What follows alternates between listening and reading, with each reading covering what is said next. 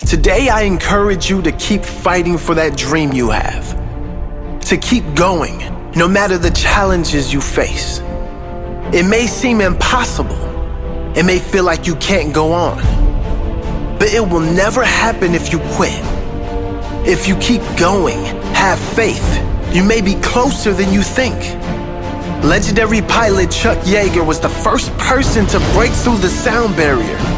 As soon as he accomplished that, a reporter asked him what it felt like to break through the sound barrier.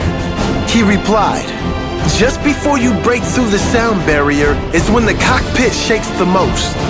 And I'm telling you, that is true for everyone and everything you want in life.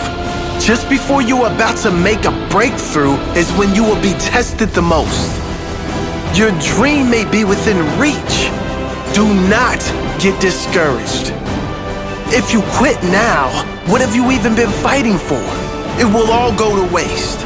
I need you to summon all the energy you have, all the faith you have, all the belief you have, all the power you have within you.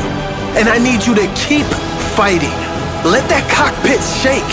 Hold on tight and look straight ahead, straight down your goal, and keep going until you arrive. Until you arrive at the destination you intend to go.